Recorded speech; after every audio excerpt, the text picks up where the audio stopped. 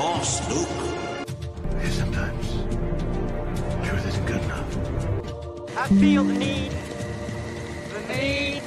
for speed. Ray, when someone asks you if you're a god, you say yes! Because it's their time. Their time. Up there.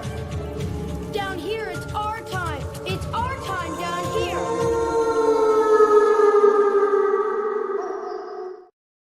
All right, what's going on, everybody? Welcome back to the channel. Gonna get our topic list rolling for you soon. We got box office warfare being declared this week as Spider-Man Brand New Day swings into theater to take on Nolan's Odyssey. Which one will reign supreme? They're both making trillions of dollars, according to some sources. King, looking at you, thinking it made $2 trillion. But we're gonna talk about all that and more coming up. Wardens Rise, our watch begins right now.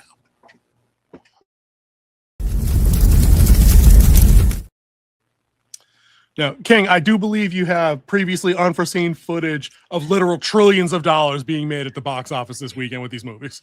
I saw Kevin Feige himself just back his truck up to the U.S. Treasury and open the doors, and they're like, the third floor is yours, just empty it out. It's all yours. Yeah. Dude, it's got to be a thing, dude. Has there ever been, right, a weekend as high? I guess maybe the Oppenheimer Barbie weekend was highly anticipated, although Oppenheimer just struck me as kind of boring. But this weekend is weird. Like, the Odyssey is still killing it, making all the money. The entire planet, as we were just talking, is hyped for Spider-Man. No doubt. Predictions off the wall, out of the park, a whole different sport being played with this movie. I don't know what to make of that. Some of these numbers are so big, I can't wrap my head around how much money they think that movie's going to make. And that's while the Odyssey showing no signs of slowing down at all. Zero, none. Yeah. Odyssey's not looking like it's slowing down. Like, it had probably another good weekend this weekend. I think it only dropped like 17%. It was two. Nothing, dude. It was nothing compared to weekend one. So it's still out there making money. People are seeing it because it's that movie. It's that, how do you say this? That summer blockbuster movie that you just have to see. You want to be able to say, I saw it in theaters. And this one is the movie that everybody is going to go see even more than the Odyssey, because one, they took our advice, and Marvel hasn't really put out a movie in a long time. And like we said, they have to go away for a little while. You have to build that longing. And Spider-Man is a great thing to bring it back. Spider-Man is the head of Marvel. No matter what you think about all the other characters, there would be no Marvel if it wasn't for Spider-Man. So this is the great one to come back on. It has a star-studded cast. It has bringing back together Bernthal and Tom Holland, which I mean, they're in the Odyssey too. So they're gonna have the two biggest that are in control. Zendaya. Dude, Yeah. don't forget Zendaya. She in it too. Yeah, it's crazy. You get the wrong Catwoman in there. That's the wrong brand, but she was there. You know? Yeah. So it's crazy. So you do know that Bernthal and Tom Holland have a long history together in film. Like, they've been friends like since their first film together. They filmed each other's audition tapes for The Punisher and Spider-Man. Oh, that I didn't know, but that makes sense. Yeah, they filmed each other's audition tape to get these roles originally. Nice little bit of trivia right there. Yeah, because he said he was asked him, he's like, I could do a backflip. Should I do a backflip in the video? And he's like, do it. Do the backflip. Do it. Dude, that whole bit screams to me like the that one intro to that episode of The Office where the guys are trying to do parkour in the hallway. Oh, they're just parkour and like jumping over small stuff. Dude, that's Bernthal with the camera following behind Holland, being like, all right, backflip, gainer into the trash can. Do the backflip, do it. I could totally see him doing that. Yeah, I could totally see he's got meathead bro vibes in the best way. Like when you see him talking, like in the other shooting clip he showed me the other day where he was working through the other reload actions with his co-star, which was pretty sick, by the way. If you guys haven't seen Bernthal on the range doing his thing, it's just like watching Keanu do his thing on the combat courses and shit. Like, it's crazy. Watching them two compete was a lot of fun because she got him a couple of times. Oh, dude, she got him good a couple of times, but watching them do it like perfectly synced was something else. Yeah, like, that was just some cool shit to watch. We should pull those clips and show people sometime. Yeah, That was a lot of fun that was there. pretty fun though. I watched the second one here recently, and like she distracted him on purpose. Like her discharge, she threw it like Yeah. right in front of his face, just to make him do that enough so she could beat him. Yeah. They seem like they're having a good time. What was that movie from? I don't want to actually. I don't recognize her. I think it was him training for Punisher, and that's his girlfriend. Oh, I thought she was like a co-star in No? something else. Because she has like action hero build too. Like she's fit 100%. She looked like she should be in like a Marvel thing or like a Punisher thing. That's what I thought it was. I thought maybe she was a like a supporting role in like that last Punish thing we saw was that like one last kill. But I'm like, dude was by himself the entire movie. There was no female companion there at all.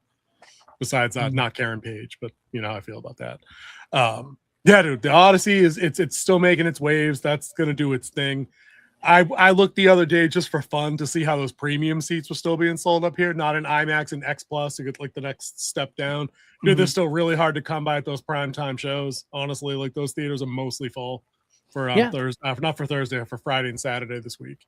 And if you're wondering what we thought about the movie, you can go right up here and check out our thoughts on it as we waded the waters of Odyssey and tried to make it home as well. But before we continue, though, we do have a poll for you people tonight. This is a fun one. Guys. This one's going to make you think. Like you're going to actually have to. This one's going to hurt you a little bit when you have to think about this. But who is the most overrated horror villain? And our options tonight are Michael Myers, Jason Voorhees, Freddy Krueger, or Pennywise, the dancing clown. The classics. The classics. Who is the most overrated?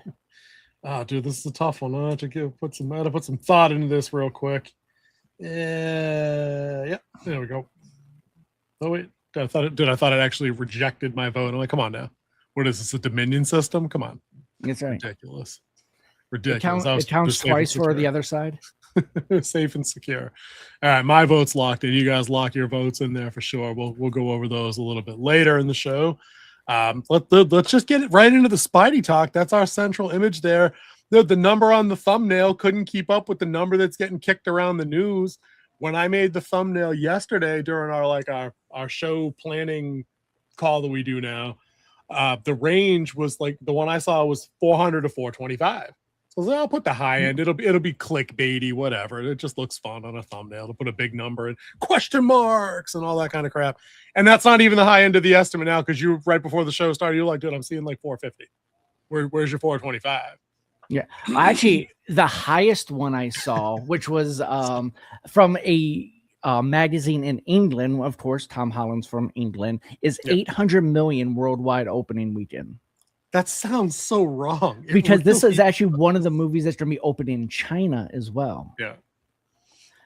But I mean, they said the trailer, which I did check these numbers, in its first 4 days of dropping, it had 1.1 billion views. Say that again for the people at home in the back. The first 4 days of the trailer, it had 1.1 billion with the B views. Now, this is the final trailer that they just released at Hall H at Comic-Con? No, the very first trailer of Spider-Man. Okay. The very first, when they dropped the very first one of Brand New Day, in the first 4 days, it had 1.1 billion. Yeah, that doesn't surprise me at all. I mean, how couldn't it? Like you said, it's the most it's one of the most recognizable characters on the planet. It's probably the most recognizable superhero on the planet, right? We're coming off a lull where the last good Marvel movie they had was his, right? Mm-hmm. For a lot of people. I know you know Thunderbolts. I know Fantastic Four had its fans, but I mean the last runaway success they've had. This one in Galaxy 3. And Galaxy 3 was before No Way Home. Yeah. Right. So that's I think those two since Endgame have been the two most successful as Galaxy 3 and we throw Deadpool and Wolverine in there too. Yep.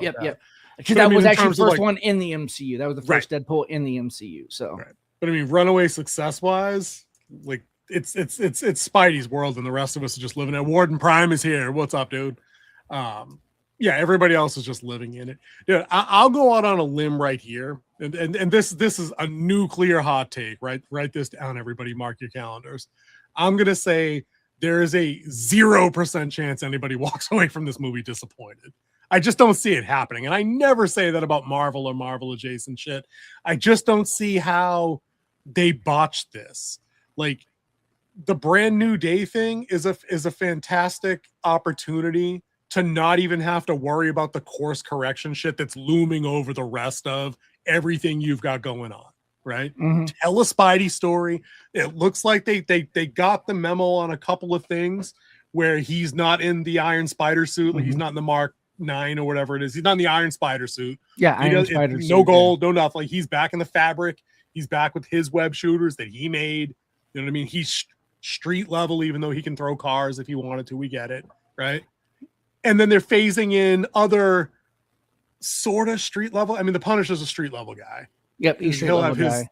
The Hulk is an Avenger, legitimately, but like that's somebody that's had his interactions with Spidey in the comics on street level stories. It's like they can work with these three things and not have to worry about, oh, well, then Peter Quill showed up and fucking, you know, the Guardians are here, and then over here we're actually going to do West Coast Avengers because we need to bring. Full stop, pump the brakes. It's just a Spidey story. I hope they keep it to that. If they do, I'm telling you, dude, nobody walks away disappointed. Well, we do still have Who is Sadie Sink. Listen, that's a big one. I'm not going to lie. That's probably the biggest thing. And I like the policy you've adopted lately with the we're in like the embargo zone for us about watching the latest trailers. Because if shit hasn't been spoiled for us yet, I'm knocking on the desk, knock on wood. You might be able to hear it in the mic. We're probably going to get to the theater and not have anything ruined, you know what I mean? Which is fantastic. Finally. So but that's a big plot point. A couple reels where it's people out of the theater reactions, and it is very highly consensus that this is the best Spider-Man movie they've ever seen. Okay, but if that's a bunch of 17-year-old kids, they ain't seen Spider-Man 2. We're talking about. Is it us? We're talking like film directors and special arts directors, art department people. But they always industry people. But the industry people like James Gunn told me The Flash was the best superhero movie he's ever seen. With a straight face. I mean, come on, stop it. When guys like us walk out of the theater and we're doing our man in the streets polling after, we'll get a vibe. We'll put our finger on the pulse and we'll tell you guys what the world seems to be thinking. I really hope so too, Real Don. Don't get me wrong. This is not a situation, and the King will attest, I've never had anything bad to say about the Tom Holland Spider-Man set. I said the first two didn't really do it for me, but I had nothing bad to say. We've talked endlessly about that second movie where he's holding the ship together and the impact of the scene where he thinks Tony's not in the suit.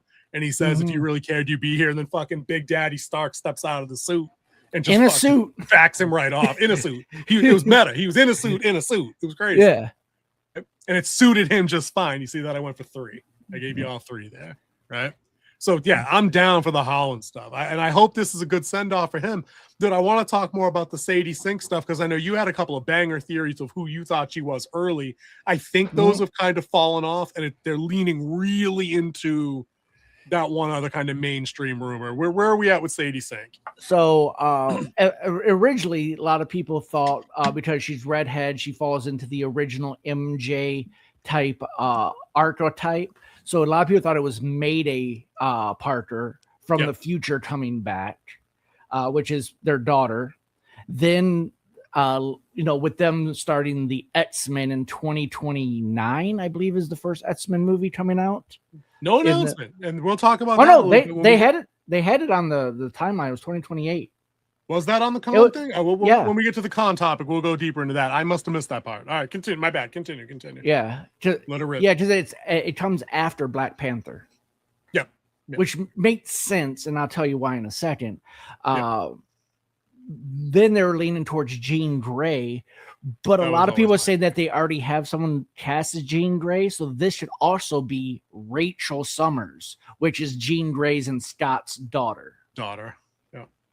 Which goes into the whole doomsday thing with him collecting kids, building his own sweatshop out there in Lafayette. To see that, and that was all your original fan theory, if I remember, was that that she was indeed Rachel Summers, and that quick teaser cut that we got of Cyclops during the Super Bowl, where he just like lets the beam go and unleashes, is because she's taken or she dies. And I'm like, okay, that's a convincing argument. Like that you were an omega powered mutant or whatever, ready to let it. Actually, Cyclops isn't omega powered. You know what I mean? You powered up like that. Your kid gets taken, you're just going to take the safety off and let it roll. So we're still working that out, I think, and I don't want to know. So if you know, Pate, keep that one under the we'll find out tomorrow at 6:45, 7 o'clock, respectively. Yep, we're both heading in tomorrow there. Yeah, please don't. Yeah, we're keep the safety on that one.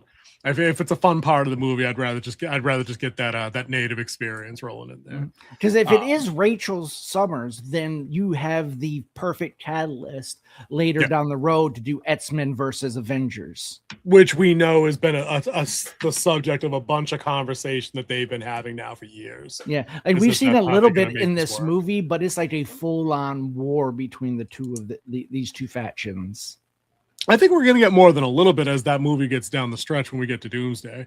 But on the Spider-Man side of things, let's keep it on. Let's because we just did that same thing before. Where like you were talking about Spider-Man, I was like, yeah, but Doomsday.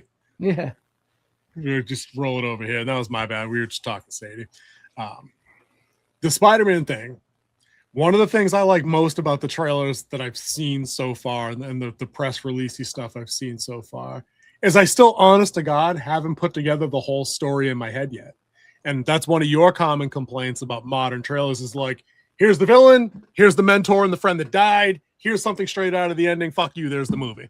Yeah. I don't think they did that here.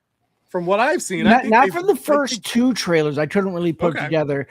I know, and I try my embargo, but people talk stuff on Facebook as I'm scrolling through that, and the fight between Spider-Man and the Hulk, everyone talked about it. So it kind of, you kind of know that it happens.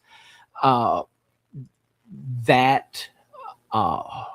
was kind of spoiled. We know that's going to happen. That's going to be part of the, lost somebody here. I'm all for Clemson now. Talk amongst yourself. I shall give you a topic to talk about. No, I'm just kidding.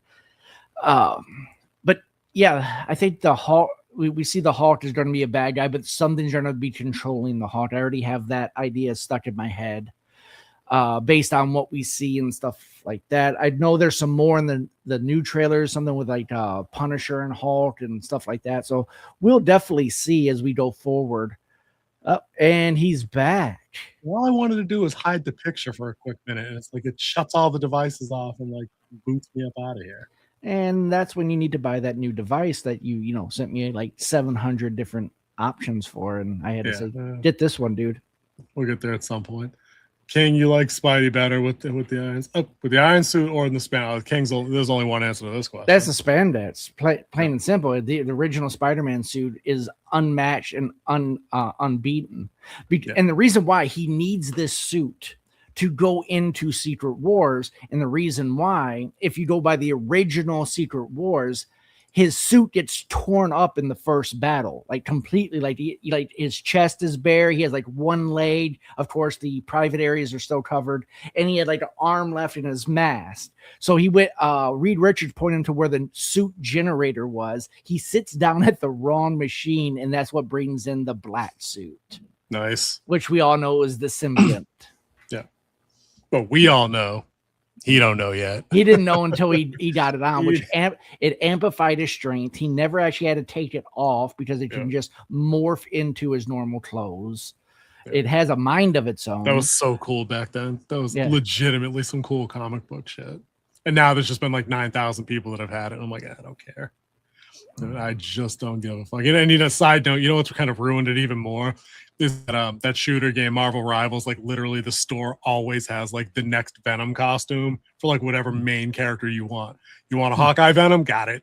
Scarlet Witch Venom? Got it. Thing Venom? Got it. It's like, come on, guys. Just fucking stop. but that first black suit, when he came out when that came out on the first issue, I remember, because I didn't read Secret Wars until after it was over. I was much younger. My brother had the whole series of the original Secret Wars, and it was him swinging. It was almost like the original Spider-Man #1 cover, but he's in the black suit carrying somebody this time instead of in the red, white, and blue. Yeah, that's solid. I think the spandex is the only. It's always got to be the better option. Like, I think all of comic books have become, it's all nanotech, Pico or Pico, whatever the next prefix is. Like, that was in the Ultimate lines that I was reading Ultimate Spider-Man for a while earlier in the year. They all have that. Like, they all have got the face mask or the helmet that just, nanotechnologically assembles across it. Everybody's got a HUD. Everybody's got a Jarvis. And I'm like, come on. Can we just do some superhero shit without the internet? Can we please just not have the internet like once? That'd be fine with me. Yeah, for sure. Not that the Iron Spider didn't have some cool shit visually for the movies, like especially when the other appendages came out, caught him and helped him balance or do some other cool shit. That was cool. And he's the one who had Monday, right? Monday was in his suit. Yeah, I liked Monday. She was fun. Wait, did he have Monday or he have Edith? No. Well, Edith, he got in Far From Home after Tony died. He got the sunglasses. Right. And that's right. That's right. Yeah, was even dead, I'm still the hero. Yeah. Batman had the Alfred suit. Exactly.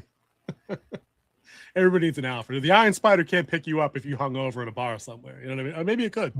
It was an Iron Helper. I don't know what the suit can do. Is an Iron Helper a thing too, or Pepper Potts' suit? That's the rescue suit. The rescue suit. That's rescue. It. Yeah. Not a bad little addition to Endgame. 15 seconds, that's all I knew. When they get the back-to-back 360 shot shooting in the sky, that was pretty cool.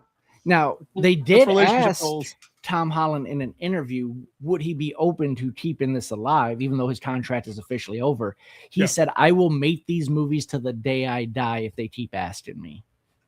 I do, because it's an easy 25 mil and going up. That's going to be the thing, dude. Sooner or later, they're going to hit a price point where you're not, even if you want to.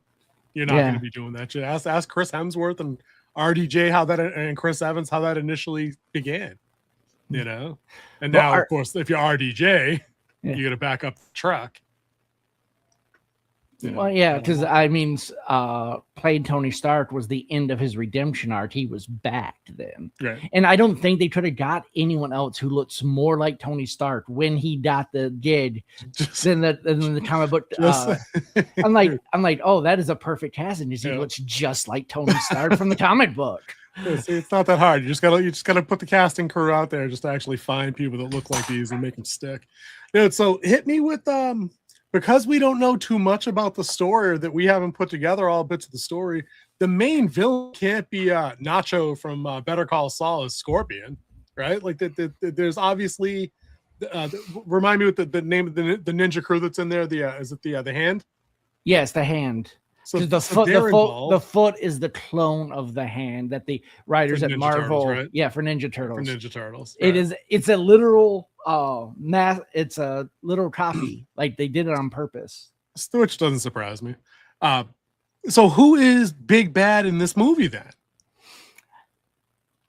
I won't consider that a spoiler. Yeah, give me the deep cut. I wouldn't consider it a spoiler. I'm sure Real Dawn knows. Pay probably knows too. Man Spider. They're actually going to go with that, so because they kind of already foreshadowed that with how the where he comes out of the cocoon and everything. And Dr. Banner's explaining, not Dr. Banner, the other one. Was it Banner explaining the one? Yeah, it was Dr. Banner in this one. In normal comic books, it was Dr. Connor, but in this one, it's Dr. Banner.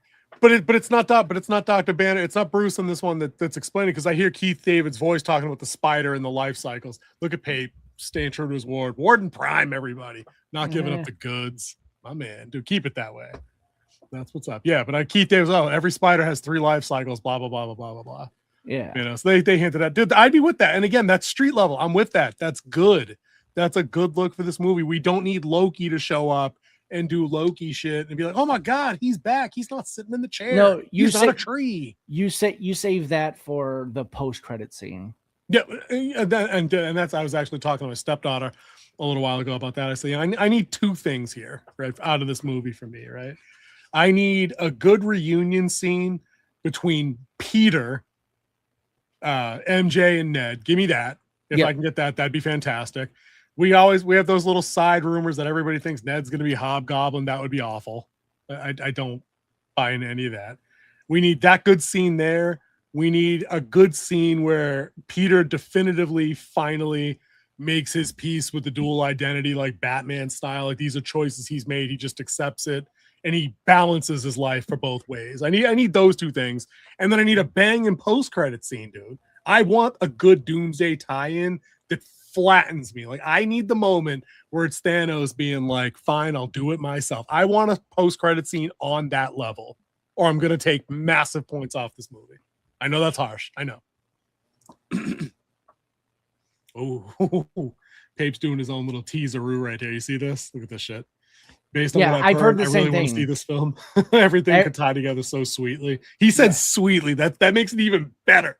That makes it even more delicious. Because it also ties into the new scenes with the re-release of Endgame in September. Oh, dude, see, now you might have just talked me into having to see that 4-hour fucking mess. Thanks. Thanks a bunch.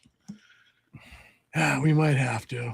Or I could just wait and see what Reddit has to say about the added 18 seconds of film. You mean the added 35 minutes of film? Oh, that's going to be a much longer Reddit article, isn't it? Yep. Each page be scrolling for like a but week we should always get Chad to summarize it. Summarize. Give me the key points that I need to know moving forward. That's probably what we'll do there. So, dude, I beat around the entire topic of Spider-Man about like my predictions, expectations. Give me your predictions across the board. What do you think is going to happen? What do you want to happen more so? Like, what do you need out of this to be a success? Yeah, give me all your thoughts. I just need to be entertained. Like, I need to be completely immersed and know that I'm in a Spider-Man movie. I need Tom Holland to stay true to the Tom Holland Spider-Man that he's been. I don't need a different version of him as Spider-Man. I do know there's some life changes here, but if he's overall still the Tom Holland Spider-Man that we fell in love with in Civil War and then followed him through high school, I think this movie would be a success. Followed him through death. We followed him through death and resurrection, for Christ's sake. No pun intended. So what you're saying is solo movies. Gotcha. So what you're saying is you don't need any kind of Spider-Man 3 emo Peter disco dancing in the street bullshit. Yeah, we don't need no Spider-Man 3 male crying going on. A lot of crying, a lot of really bad hair dye for whatever reason. Like, you're evil, you gotta dye your hair black. Don't do the thing. Oracle, cut camera 2.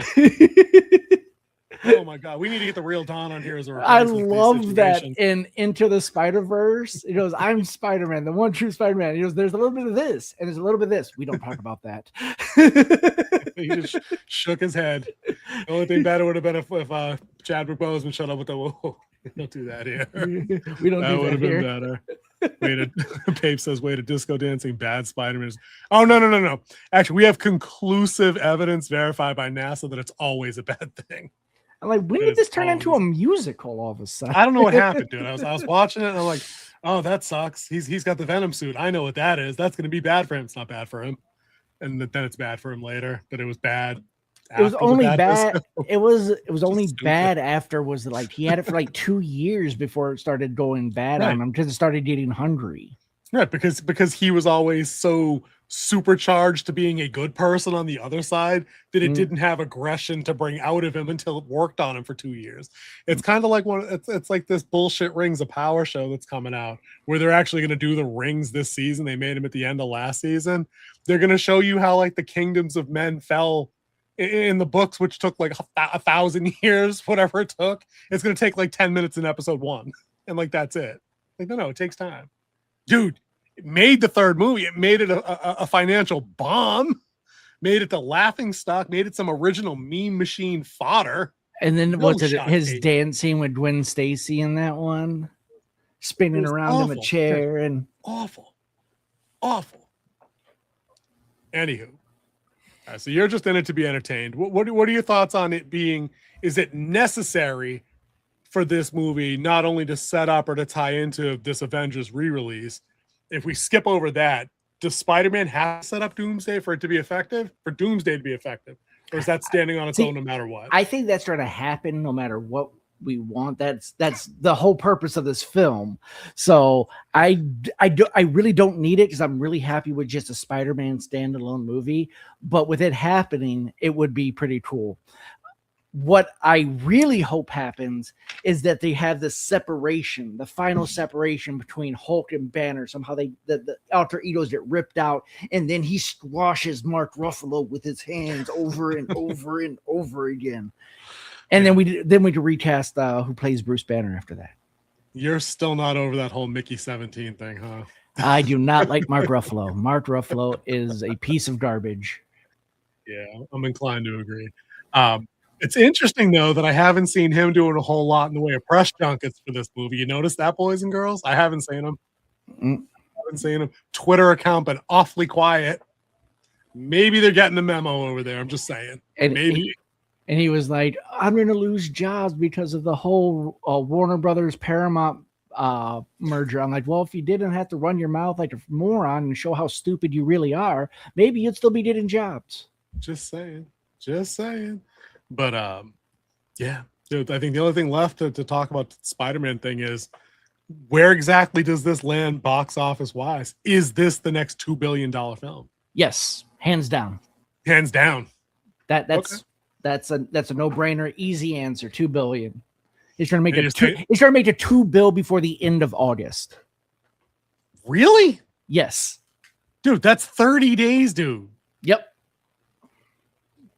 I think you understand how money works. I think people are going to go see this multiple times. I think so too. But I also know that like it took like Force Awakens like how many years to hit 2 billion?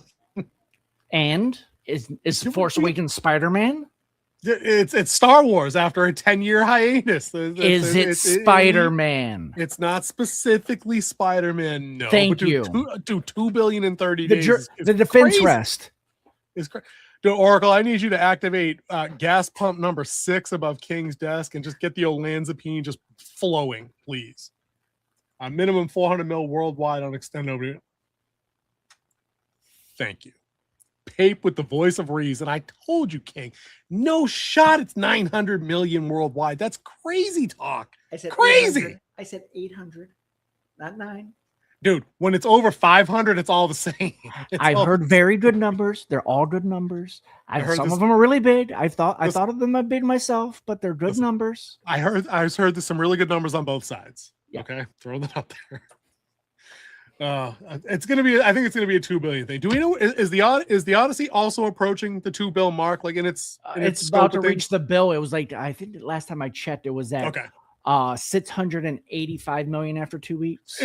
We know it's still cruising along. I think that one's going to end somewhere around $1.5 billion, because I think that the people that are still pushing the Odyssey now are folks that likely hadn't seen it because those premium tickets were sold out the previous couple of weeks. They're flowing in, but I think you're dead ass right on the Spider-Man thing. I think there are legitimate comic fans. There are Tom Holland fans. There are Spider-Man fans. There are Sony Spider-Man fans, game Spider-Man fans. They're all converging on this bitch, and they're going to see it twice. Well, see, my other talking point on why it will make it by the end of August, who is it going up against in August? Not a damn thing. There is nothing standing in its way. It's going to roll over people, which I think Spider-Man coming out is going to uppercut Odyssey and cut them off, and they're only going to get 1.2 worldwide. So they're at 683 as of today, 683 million. So they're going to get about maybe 1.2 to Spider-Man's going to knock him off his rocker. I've seen conservative estimates on the Odyssey being 1.1 to 1.4. And I think that's really fair for that kind of movie. It's 7.5 hours long, standard cut. It's guys, I'm doing my thing. So I don't know that it's going to drag. Like, who's going to see that twice in a day? Like what 16-year-old kid is having their parents drop them off at the movie theater like we used to get dropped off and going to go back to back on like Independence Day or whatever? I mean, no one's seeing the Odyssey twice in the same day. No, I don't think that's happening. But Spider-Man, I can see Spider-Man. That's what I'm saying, dude. I can see little groups of nerds. I can see little groups of teenage girls with the Tom I can Holland see people thing. at the end during the post-credit scene looking for another screening. Why they're sitting there and then dipping in. Yeah, I can see that. Dude, because I think one of the interesting things that we've started doing this lately with us guys is we're checking the on the Fandango apps. We're seeing what the seat charts look like to see what's sold out, so we can kind of measure interest that way. When King checked the other day on Spider-Man tickets, even some of the 3D shows were sold pretty solid through like the middle of the theater and all the good seats, and we weren't seeing that even in the Odyssey. Yeah, So we had some Odyssey 3Ds up here, and they weren't selling for shit. The only rows we didn't really count in that is the first 3 rows. But when you start seeing those fill up, you know you got a movie on your hands. Dude, down when it got down to nut cutting time for the Odyssey, some of those in the middle were starting to fill. Believe that. It was crazy. I never would have expected that. Tape says the only 3-hour movie I've ever doubled up on was Return of the King. You, sir, are a man of culture. 3 times in the theater. Back to back to back? Not back to back to back, but okay. I watched Okay. during its initial run in theaters. I saw it 3 times in theater. I pulled a 3-piece with The Dark Knight. That needed to be done for me. Yeah, that absolutely needed to be done for me. I think I saw Avengers like 4 times total, 4 or 5. The first one? Yeah, like the 2012 or 2010. I think I saw that one twice, and I saw Infinity War twice, and then I saw Endgame twice as well. Yeah, I think, but after those mega superhero movies like that, I don't think I have a reason, dude. I loved Project Hail Mary, dude. Did it ever occur to you to go back to theater to watch it a second time? No, because now I just waited. It's going to be on streaming soon enough. I just wait to. That's what I'm saying, dude. I got the book. I saw the movie. Yeah, it was made by Amazon, so it's going to be on Prime. Dude, King, I've seen every one of those movies 12 times in the theater. The Lord of the Rings stuff, I believe it. I think you've mentioned that before, Warden Prime. I think you told us. Yeah. Hells yeah, dude. I think that should wrap up the Spidey talk. I think we stood on business, as the kids say. They still say that, right? Is that a thing? I don't know. They still stand ground. I gave up on that. I'm old. Yeah. It doesn't matter. I don't blame you. Dude, I think the big topic, because it's just got a bunch of mini topics, and I actually have the list. I had Chad pull up the summarization over here, make it a little bit easier. San Diego Comic-Con was a thing. Lots of panels last week, lots of announcements across nerddom, across the nerdverse. I just wanted to cherry pick a couple of these small ones real quick, and then we'll get into kind of the big ones like that Doomsday and a couple of. Dude, I mean, were they massive Marvel announcements? No, one of them's really cool or hot, depending on your interest in the character, I guess. But a couple of the smaller ones that I thought were interesting, just right off the bat, because I know this is one of you and the Oracle's favorites. Dude, the Dungeon Crawler Carl going to live action. Going to be a Seth MacFarlane joint. But the interesting thing, right, is that Jeff Hayes, who does all the voice acting for the book, is voice acting for Princess Donut live action, which is hysterical. That's funny. React like it's funny. Am I still here? Oh, I thought you were just reading a screen and not frozen, but apparently you're frozen. I'm frozen here. I'm trying to unfreeze myself. So. There we go. I'm back. Dude, you back. Let me reset that. Jeff Hayes still going to voice Princess Donut, which is funny. Yeah, that works. I mean, I don't think I could hear Princess Donut's voice by anyone other than him now. Like, it would be completely wrong. Like, I'll be like, that's not her voice. But this is what I'm saying. Like, imagine if when they go live action, if they just have like a real cat just doing real cat shit, if they then have somebody like the Oracle come in and just lend a very female voice in live action, the character, you'd be like, no, that's not PD. That's not happening. And Pape brings me to my next little mini point here. I actually just ordered the book today because I've never read it. Neither have I. People seem pretty stoked in the smaller, more niche fandom of Neuromancer. I guess people have been looking forward to some kind of live action adaptation of this for a minute. As I understand it, it's basically the framework and foundation for, like, it is the seminal cyberpunk manual. Like the Matrix, Cyberpunk 2070s, everything that's come in that genre of stuff owes homage to Neuromancer, is what I was reading earlier. So, and you can't get a copy of this effing book in a paperback for like less than $18, which is some shit. All right, not even man. Dude, the ebook is $13. $13. No way. Dude. Hold up. Wait a minute. Yep. Right. Pulling the challenge flag. I Dude, need to see visual proof. All right, dude. Hold on. You indisputable visual proof. You about to get it. Hold on here. Neuromancer. Going there we go. A little bit of that. This is, read the red text. Can you see that? No, you gotta focus, dude. Focus. I can't focus shit. There's $12.99. I will cap the screenshot and send it over to you. $12.99, dude. It's crazy. Thriftbooks.com, where I usually get all my beat up old Terminator paperbacks, Star Wars paperbacks, all my fun stuff, my beach reads.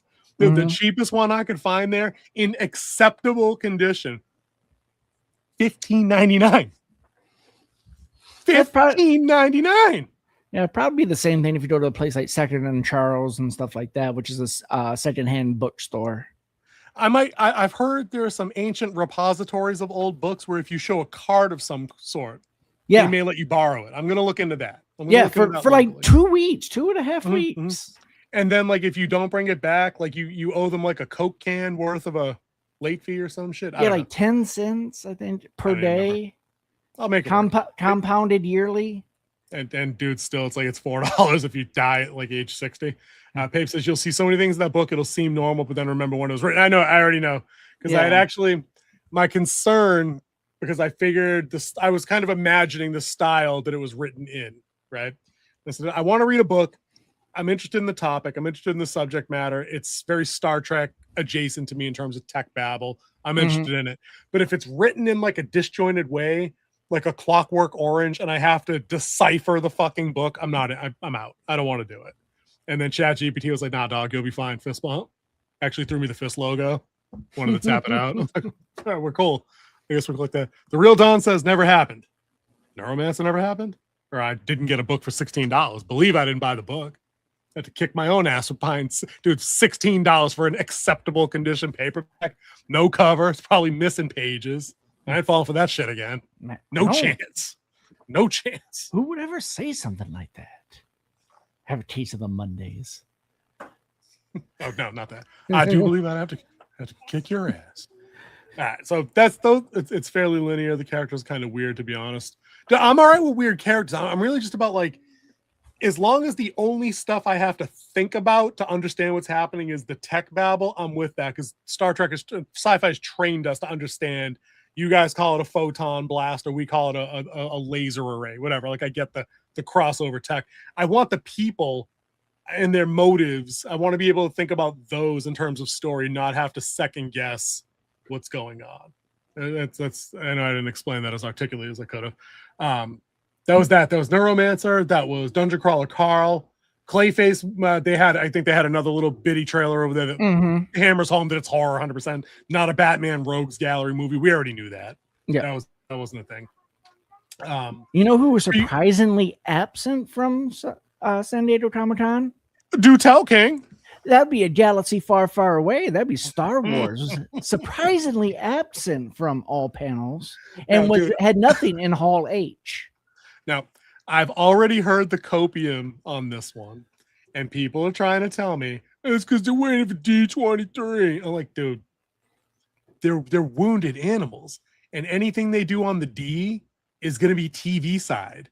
Yeah. Where's the Starfighter sizzle reel? You already had Ryan Gosling and Sean Levy in the building. In the building. Oh, check out that Ghost Rider opinion piece the King will put somewhere here. I have some thoughts on concerns. I think it's on this side that. Where it usually talks about right here. Dude, we're doing the spoiler jazz hands thing. It's somewhere. Yeah, dude. No shows. There were no shows except for like some Star Wars. Oh, no, that was a Star Trek. It was something about a museum. That was something that the Lucas Museum had a new exhibit or something. They acquired something new. Dude, I guess the two big Marvel things, just to wrap it up on Marvel, because I think it was three big things. You have Ryan Gosling's Ghost Rider, which you have your video about. Yep. Then we have Black Panther 3 was announced with David Johnson playing T'Challa's son. And if you don't know where he's from, go watch The Longest Walk. Or The Long Walk. I'm sorry, The Long Walk. And also Alien Romulus. Yeah, he was Alien Romulus. The movie is not great. We have King, do the pointing thing again. We have a review. It's a little old, but it's over there.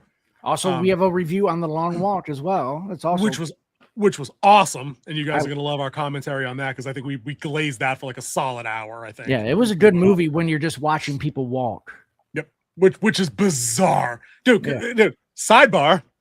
It's a movie about people walking and getting shot if they stop, and they only in an entire hour and a half of movie give you what 90 seconds of flashback. It's all present day. Like the whole damn thing is the walk. The walk. It's where crazy. They walked for like 5 or 6 days straight, nonstop. It was like when he won the competition. I'm just gonna say he. I don't want to spoil it for you that haven't read the book, although it's different. Don't forget, King. It is a different outcome. It is a different outcome, and they they're were also on aged up. They're definitely. Oh, they have to be aged. That dude, that first kid. Imagine if that went down like the book. Forget it. This movie ain't getting a theater. No shot. But when the contest was declared over, I believe they had just passed like 209 miles or something like that. Yeah. In 4 days. That's crazy. That's absurd. Yeah. Real Don. Yeah. You need to see that shit today. Yeah. You have to maintain a certain speed while you're walking. Real Don, I believe it's on HBO Max. I'm pretty sure when I opened that up earlier that it's still on the front page. The Ghost Rider thing, real quick though, King, is I seen a lot of people online conflating this character. They keep saying Ryan Gosling is Johnny Blaze. I'm like, hold on. Ryan Gosling is Ghost Rider. Yeah. Ryan Gosling could very easily be Danny Ketch, who was the Ghost Rider in the 90s, which would have been about that time Ryan Gosling was growing up and buying the books that he claims he was into as Ghost Rider. And if he did the approaching of Marvel and Kevin Feige to maybe secure the role, it's probably those stories that he's keen on kind of playing up. So there's no guarantee or necessity for him being Johnny Blaze just because he was first. It did help that he had Levy in his pockets who said he would go with him. Mm-hmm. Now, I'm not saying that any of that's going to be money. There's no guarantee any of that's going to work out. But you got to like the choice of hearing that there's an actor that's been interested in the character, has some knowledge, approached you to get the project off the ground. And then you got Levy, who gave you Deadpool Wolverine, whatever you think of the movie, which again, in the movie over here, in the review, or the commentary. Pape's calling for the Johnny Blaze forever. I'm okay with that. I like the first one. I like parts of the second one. Yeah, and then they had the what was it? Hernandez, the Ghost Rider that had the Camaro. Danny Hernandez, I think, is the name. Yeah, we called him Ghost Driver, though. Yeah, they had him in was that Agents of S.H.I.E.L.D. Agents of S.H.I.E.L.D. Yeah. Mm-hmm. So it's about time they bring in the third one. I think again you could do some fresh stuff with it. The Ghost Rider character as fashioned after Danny Ketch. It has the heavier leathers, the spikes. That's where the chain got introduced in like the comics and shit like that. So it's stuff that Nicolas Cage already used as Johnny Blaze. But I bet Ryan Gosling, if he knows the character like that, if he brings maybe a Favreau level of interest in the property, you get something a little bit more authentic. Lanterns, real quick. Just some observations that were pointed out in that release of whatever trailer they did. So not only do you get the double Green Lantern thing, you get the Guy Gardner appearance, right? We already knew that, Nathan Fillion. We get bowl cuts up in there. But I hadn't heard that they teased the Red Lantern Corps with Atrocitus. I had no idea that was in any. We didn't see that. I would have jumped on that immediately, right? Yeah. So green, red, and yellow. Sinestro is in there somewhere. Sinestro, the founder of the yellow Corps. But I don't remember seeing him in the trailer, so I wonder if we're getting a version like we got in the Ryan Reynolds movie where it's Sinestro still with the Green Lantern Corps, and it's his fall from grace arc, and then he leaves to found the Yellow Lantern Corps, and then that becomes like a recurring villain on top of the Manhunters. I'm like, okay, did we miss that too? Like, were they in the trailer that we saw? I don't remember that. No, I didn't see any of that. The only thing, and the other thing that I saw, and they all three of them botched it with them doing the Green Lantern oath. Yeah, dude, you can't do the oath for sad sack in it. Dude, you get it. And again, the Ryan Reynolds movie was bad, but they're not bringing the oath like he did it at the end of that movie, or like Jon Stewart does it in DC animated. Don't do it.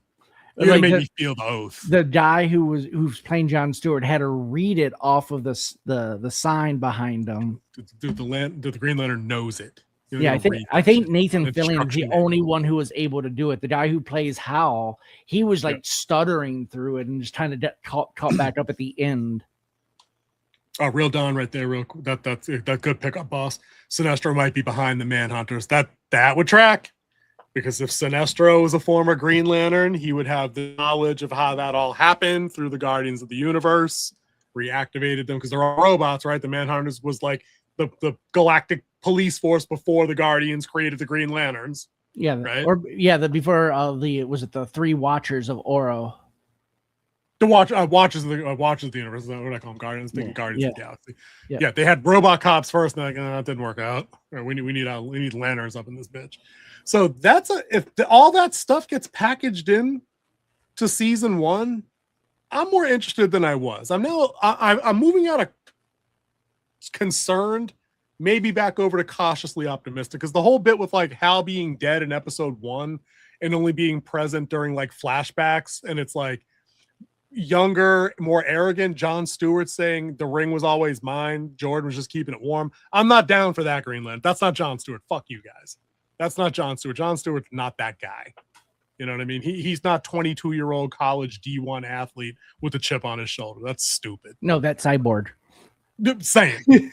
And even he outgrows that shit. But I need this combination of crap I just read. Dude, the Red Lantern stuff is crazy. In season 1? Dude, that's craziness. The question that I got posted here for this was, does one good show, if this pulls off to be a good show, does it right the ship? The DCU ship? Yeah. Oh no, dude, no, come on. TV can't write a franchise. That's what I was thinking. No shot, dude. Yeah. I'm glad we're on the same page for that, dude. If the Penguin didn't resolve anything for us in terms of this franchise, there's no chance the Lanterns is doing any of that. You know, like no chance. Pape says I'm old school. I want a Hal Jordan Green Lantern suit, but they always try to upgrade. Dude, I don't know if they try to upgrade. They try to upgrade from him. If that's what you mean, I think I would agree with you. Yeah, which is what you have. What, 4 from Earth? 4 total that came from Earth. Kyle, Guy, Hal, and John Stewart, and the girl, and they're on a girl now. Oh, okay, Jessica. I've been. She's been in one of these animated things coming up, but she's been in print. Real Don could probably fact check that. Yeah, she's been watching anything in print in a while, years. so it's been a long time. She's been there for a minute. We did Ryan Gosling, we did Lanterns, we did Clayface. Oh, dude, can I work a Trek thing in real quick? You were talking about being noticeably absent, like how Disney. Yeah. And Pape just hit us with Jessica, and I think it's Jessica Reyes. I think she's Latina. We're making the waves there with the inclusion thing, which is fine. Like, because again, she's one of many. It's the Green Lantern Corps. There were always going to be more people, and that's okay. But they can't outdo each other and tear down the one that came before, because that's unnecessarily. Jessica Cruz, thank you, Real Don. It's unnecessarily combative, because you're just gonna, if you pump Jessica's tires and you got to tear down Kyle to do it, you're pissing off Kyle fans. And then everybody else before that, and you can't do that in installments. They need to stand alone, even though they are different ones from the ones. Dude, I'm telling you right now, right? You put Jessica Cruz at the head of the Green Lantern Corps. You introduce her as only a semi bad boss chick kind of thing, who makes that mistake at the halfway point of the movie and costs her something dearly, and then has to like learn a lesson and ask for help. The other Lanterns will show up and have her back, but more importantly, so will the fucking audience.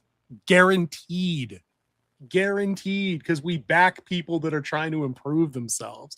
We're not trying to back fucking all-powerful tropes that don't learn anything, that don't need anyone. There's nothing aspirational to that. I mean, I'll die on that hill. That's just story beats in general, just basic storytelling. They forgot that, and you know it. If the character doesn't change from who they were in the beginning to who they were in the end of the story, then there is no point of the story. Hold on. Wait, I wanted to type a response to Pape on that one, because that's going to be funny. Hold on, check this out. Fridged and tossed on the Foreman grill. There we go. Hey, wait, I think we're doing Winter Wolf's Den first. Can I put my own comment up there? Yeah, I can. Nice. I love this show. I love this platform. Anyway. Yeah, no, somebody I'm okay with the fridge trope too, and I think King is too. Like every character in a thing doesn't have to exist to have their own story being told. If you need to motivate me because the whole family died in a space shuttle wreck, then that's fucking how that story works. You want to tell the story about the wife who was working on her MBA that died on the shuttle? You tell that story. I'm not telling that one. You know, that's your business. I'm writing the one I want to write. King's going to write the one he wants to write. Warden Prime's going to write the one he wants to write. Just saying. I think that would be a good solo video that we could do is the lost of storytelling. The lost art 100%. Of storytelling. 100%. Yeah, the other notable absence, I just wanted to point out a Comic-Con, we can wrap that thing up. You pointed out Star Wars absence. Dude, Trek was there because of the 60th anniversary, and they rolled out Kurtzman, they rolled out George Takei, they rolled out a couple of other people. Sirach Lofton, who played Julian Bashir on DS9, I guess was there. That would have been pretty cool. I like him. They didn't have Avery Brooks. If Cisco ever comes out of retirement and does anything, I'm there for that show 100%. But they told us nothing. No new shows. Like you're going to get Academy season 2 because that they had done that. They've already shot it in the can. Dude, shot, can, done, sets broken down, sold off at auction, all that good stuff, right? Oh shit, dude! I said Julian, didn't I? That's right. That was Cisco's son, dude. Who played Bashir? And why can't I think of his name? And thank you for the correction, Pape. You're dead on ass right, 100%. I thought it was Bashir, and that's because I was watching Red Letter Media deep. Alexander Sadig. Thank you much. It was definitely Jake Cisco that was there. You're 100% correct.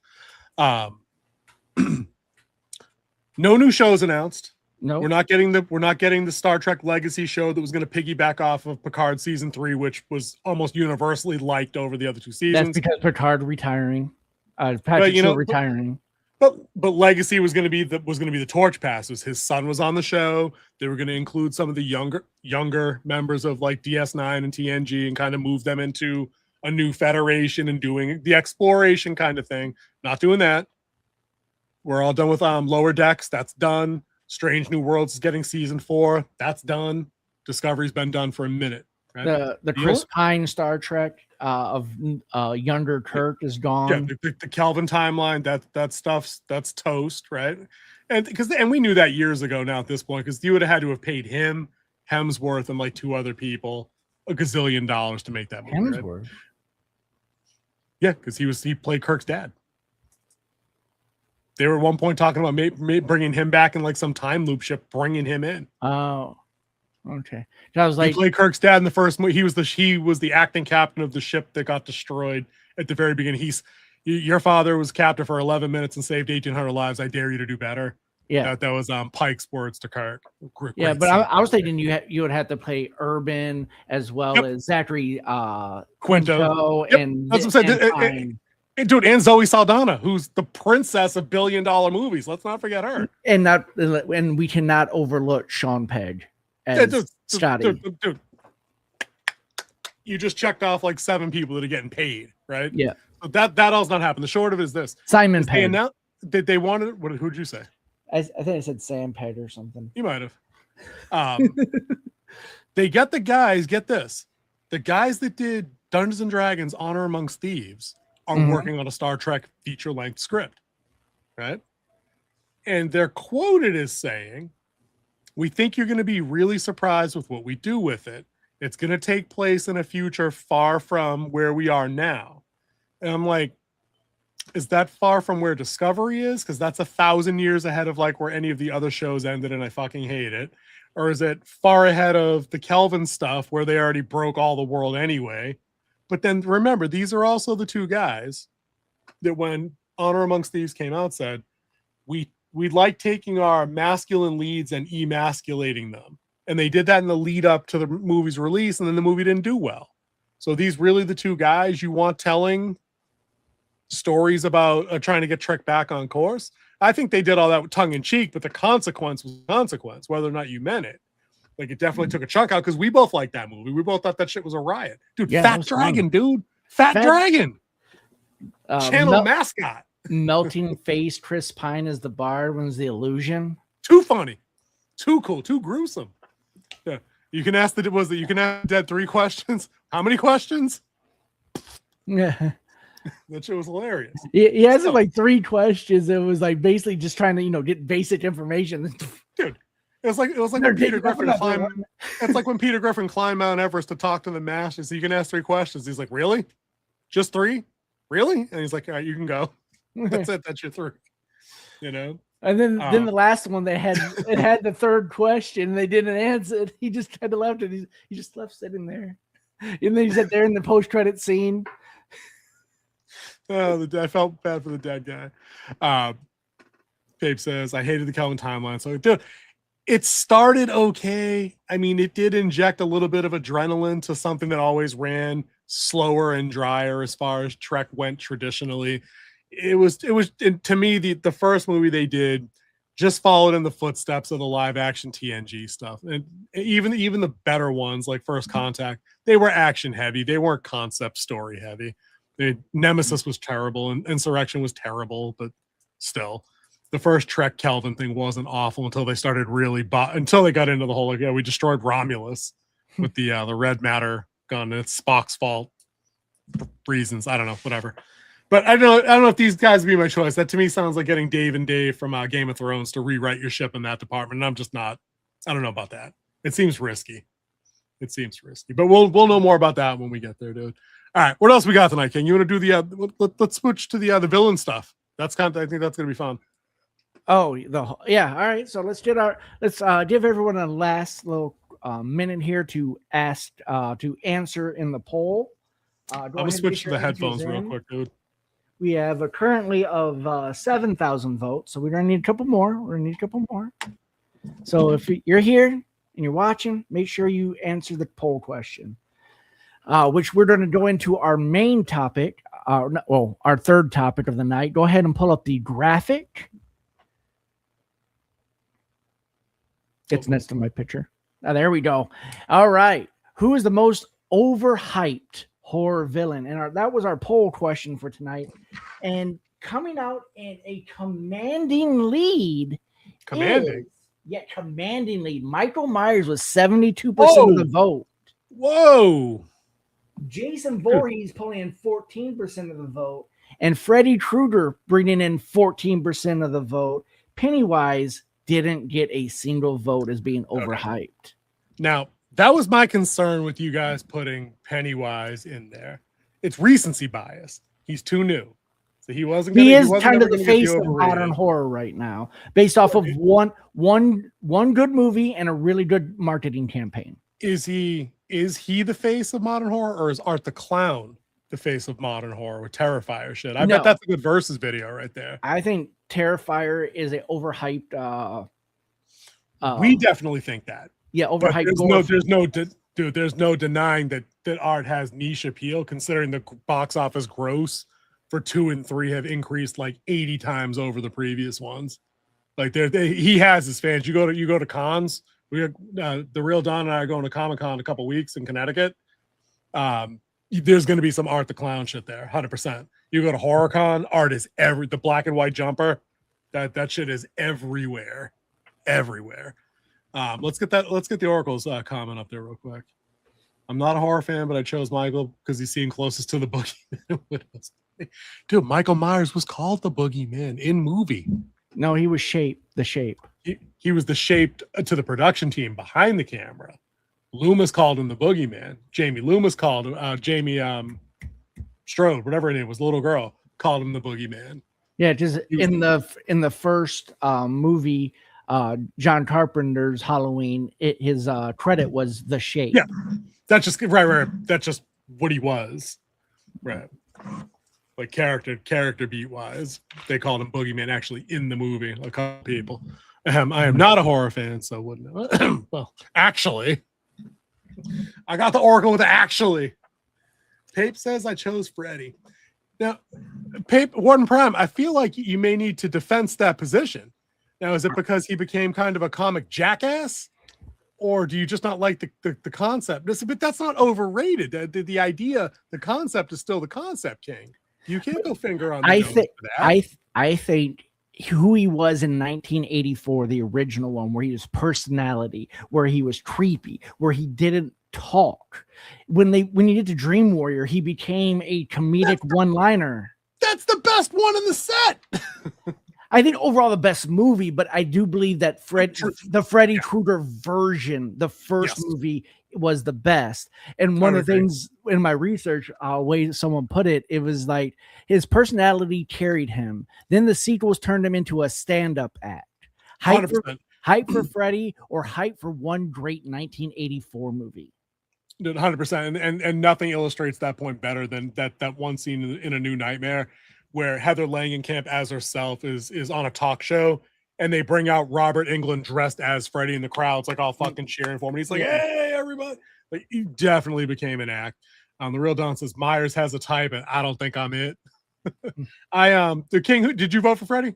Were you one of those votes? I voted for Michael. Same. Freddy became a mockery of himself. Okay, I could see that. I also voted for Michael because I think Halloween is a great one movie idea. This relentless evil thing pursuing something that got in his crosshairs, and that's it. I could have gone with 2 because they didn't like he wasn't killed in the first one, and then he comes back still hunting that one. Like he's a single focused killer, and he just kills anything else that's in his way. Yeah, he wants this one person. Now we're not talking about Jaws 5, where it's like the family hunting down the family of the sheriff. No, wait, they never made that movie. That's still in production hell. Anyway, the Michael Myers thing is, I like maybe a 2-movie idea is enough, and I think it should have probably just stopped there because everything after that becomes convoluted and a mess. I'll even shrink it down to just the first movie. I like the idea of this relentless, nameless thing pursuing you for reasons that you don't know, for reasons it may not even have. You remember in that first movie, Michael and Laurie were not brother and sister. That was something Carpenter added afterwards. That was the George Lucas thing. The brother and sister, I guess. Like that's that. Well, actually, George Lucas had that as the plan from the first movie. He probably should have worked out that whole you know what I'm talking about. The just kissing your sister thing. Well, she didn't know and he didn't know. Yeah, it's a little weird. How many movies have had Laurie in it? I have no clue. One, 2, 3. No, not 3 though. Season of the Witch. No. I was talking about with a new trilogy has her in every one of them. Oh yeah. Are you working backwards? Okay, so yeah, we do those 3, and then H2O. Both of Rob Zombies would be 5. H2O would be 6. She was not in Resurrection, and then the first 2, so 8 out of 16, or however many we just said, something like that. Yeah. Played by only those 2 people. Yeah, my research pulled up The Shape Masquerade versus a guy who mostly walks. 3 reboots attempts. Last trilogy ended in the weakest entry. Pape says Michael Myers is a force of nature and is the most ominous out of them all except Pennywise. Dude, but the force of nature thing, they kind of trashed that. Especially the zombie shit that made him just be like this white trash ghetto PTSD wrong side of the tracks family. I thought those were both terrible. I think we'd have put the Rob Zombie movies in the past because he hasn't done anything since. I heard he's a very hard person to work for. Like he knows what he wants, even though he knows nothing of what he's doing. Yeah, but I mean, he had that same core group of people that came back and did like 4 of those movies in that other set. Like the House of 1,000 Corpses, and that's a Devil's Rejects, and whatever the other. There's 2 in that. There's 2 other ones I can't remember. And then you never heard of the other 2 because they were straight to DVD, Walmart bargain bin. Yeah, I don't think Zombie cared about that though. He don't think he was in it for commercially, but I've heard the same. But that's that. Pape says Jason Voorhees put into too many ridiculous situations. Dude, he went to space. That's one ridiculous situation. Manhattan. Just a different zip code. It's not ridiculous. It's ridiculous to think that freighter was somehow on Camp Crystal Lake and that's somehow connected to the Atlantic Ocean and then it docked outside the Statue of Liberty. That's the stupid. And cuts the dude's head off and it goes into the trash can. One punch, dude. And then he had some time to get down from the building, collect the head, and put it on the dashboard of the car that he knew they were going to go into. Yep. Don't forget that. He had that foreknowledge. Pape, I know they wanted me to think it was a cruise ship because it was the graduation party boat. I know. That was a working commercial boat that had none of the accoutrements of a cruise ship. That was more of a dinner cruise boat.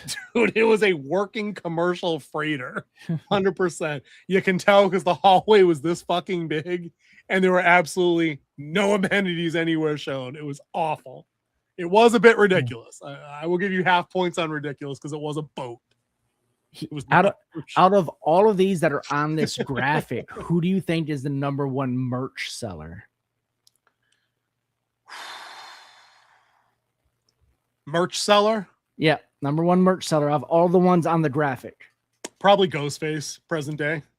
Either Ghostface or Chucky would be my guess. Nope, it is Jason is the number one merch seller. Really? Yep. Mostly because of the hockey mask, even though he didn't get that till the third movie. You can't count the hockey mask as the merch. Ain't nobody buying the hockey mask as the merch. Unless it's like movie replica. I'm thinking t-shirts, lunch boxes, posters, stickers. T-shirts and hockey mask are the two number one sellers. The Jason hockey mask that they hang on the rear view mirror. Okay, I'm gonna say so specifically movie hockey mask and not counting every goalie mask sold ever. Yeah. As that. Yeah, just the ones for the movie. I mean, they don't even use that hockey mask anymore. And actually, and his is modified for screen anyway. Like they drilled the holes bigger and shit like that. Yeah, it's not a real one. The real Don had said once he got nanoed and roided up, that was cool. When he became Uber Jason, credited in the credits, named as Uber Jason. Yep. That's some funny shit. Dude, that was still pretty bad, though. That was kind of stupid. That whole movie was kind of Who bad. do you think is the most underrated on this? Dude, see, I want to say Pinhead, but he's not underrated. But they tried to force him into the role that these other 6 dudes all do naturally. Like his role was never to be the slasher following you around the dark corner of the movie to hack you down. You know what I mean? They called them ants in the movie. Yeah, he was there to pull them into hell. That was the whole purpose. To show you things. Yeah, that's it. We have such sights to show you. But they legitimately tried to make him like you summoned us from the box and now we need to collect souls of the wicked and put them in this pillar so I can be reborn on Earth or some shit. It got really weird after 3 or 3 and onward. Yeah. Which is disappointing. Did you see that reboot that they did on Hulu a couple years ago? I did not. How old the channel is. The reboot did one cool thing that none of the other versions ever did, right? Is that they talked about how the box had other configurations and that the other configurations had different outcomes that didn't have to include the Cenobites and Pinhead. And like one of them was actually the resurrection configuration. Like it could actually heal people, bring them back to life. No monkey's paw, no bullshit. Like it could just do that. And I'm like, that's some interesting shit. Why did it take 12 movies and 2 terrible rights retainer films to get here? Because it was supposed to, they were trying to keep the mystery of the box. And the most common is, what is your number one desire? Can we go up? Almost sounds like Cabin in the Woods. It was a little bit like that, but it was a little bit more, it had a little bit more depth. The Hellraiser films just petered out, started strong, didn't have multiple films in the story. I think it did, but they were trying, like I said, they tried to be something they're not. They tried to be Jason, Freddy, and Michael because that's what was out at the time. And that's not the Pinhead character. It always needed to lean to more of a gothic horror, sex and pain. Like it needed to embody those kind of like sins of the flesh kind of dynamics within their characters. Like maybe have one likable heroine and then everybody else is a scumbag. And then you play with those archetypes a little bit. There were other stories to be told. Like I'm pretty sure Clive Barker 100% could tell you more shit. 100% I believe that. Now, if we did the list a little bit different on the poll, I believe Ghostface would have got more votes if we could put all of them on one poll, but we're limited to 4 based on, YouTube algorithm and stuff. I think Ghostface being overhyped. Overhyped, 100%. Because he's not one killer. He's a string of True. different killers. But what if we're just examining Ghostface as a concept? Is the concept of Ghostface still overhyped or no? Well, everybody else is one person. They're not a concept. They are a person. Michael Myers, Jason Voorhees, Freddy Krueger, Pennywise, Chucky. Ghostface is a mixture of what? How many people have worn the mask? 7, 8, 9, 1,500? You got a couple of groups. It's probably at least 9. Didn't they do a series about this, the 5,300? They did. Yeah, It was called the 4,200. Yeah, maybe it is the face, but you can't get around the fact that like they all of these guys look like they belong on a horror graphic. They have all of them have iconic looks. They're all unique. The Ghostface mask is timeless. Dude, I was even talking to Mrs. Wolf the other day because she had just caught up to the series and she was like, "When did the Ghostface mask have devil horns?" And I'm like, 2 movies ago, and I thought that was a really good addition. The mask looks all weathered and distressed. They had the little daredevil nub horns on the front of it. I like that. I thought that was a good upgrade. I thought that was kind of solid.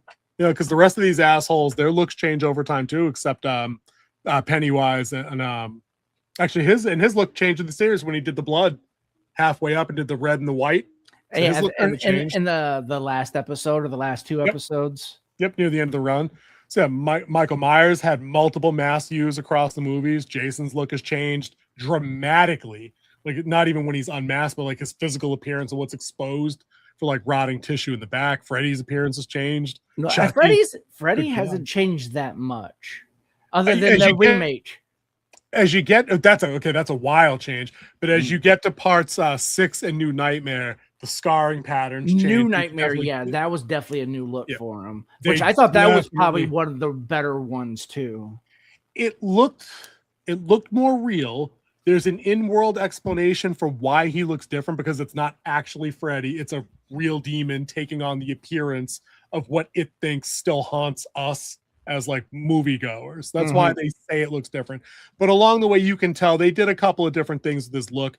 They used less of like the wet looking latex over time. They changed the yellow teeth thing. They changed the nose. But it really didn't change the look. They updated the process. The red and green, the fedora, the glove, like that. His down look. to the detail. Yeah. You're just talking about updating of processes. Yeah. Michael Myers, they used different masks, but they didn't really change. White mask jumpsuit. I mean, the first one was, of course, was it Shatner that they painted white? The Shat mask. Yeah. The Shat mask. Now Jason, he did go through a change. He wore a bag in the first part 2. He wasn't even the first killer. I was gonna say, dude, you almost said the thing where he wore a bag in the first one. Like, no. He wasn't even the killer in the first one. Then he had the bag as he's walking through, and then he gets the hockey mask in the third one. Yeah. The only super consistent killer out of all of these is actually Chucky, and the one I like the least. I mean, he's consistent after they scar him all up, and then he always has the butchered up, stitched up thing going on.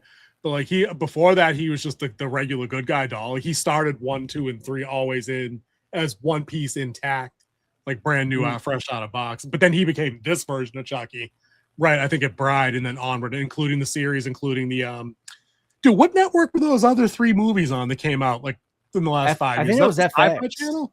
FX was one of the. That was like Cult of Chucky, and there was like 2 or 3 of those. The Seed of Chucky. Seed was that weird one where him and Tiffany had the weird baby thing. Yeah, and that wasn't before she became a doll. Movies.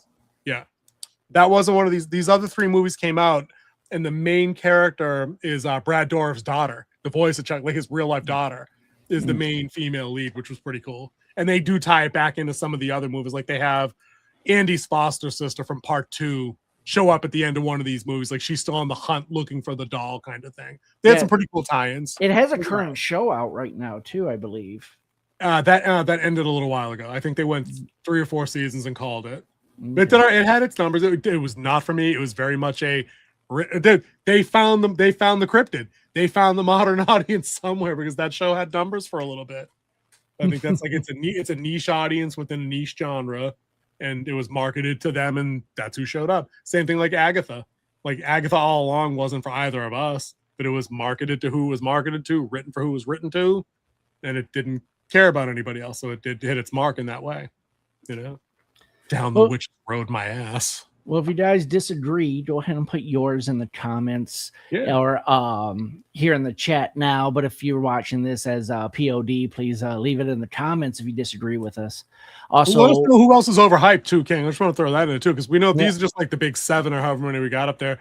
The horror is way bigger than giant commercial IPs like this. So if we you don't have Phasmagoria on there. We don't have Leatherface on there. By Phasmagoria, I'm thinking you meant Phantasm with the tall man and the flying balls, right? Yeah, the flying balls that turn into knives. That's Phantasm. That's my god, dude. Dude, did you see Phantasm Ravager? Dude, one of them had a freaking laser beam.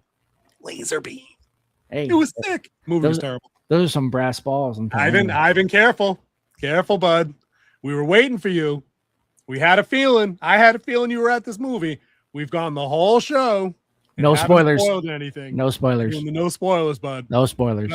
I'm glad. I'm happy that you said it's beyond good. My hype level is now, it's metering now at the top because we're both going. King and I are going tomorrow at like 6:30, 7 o'clock.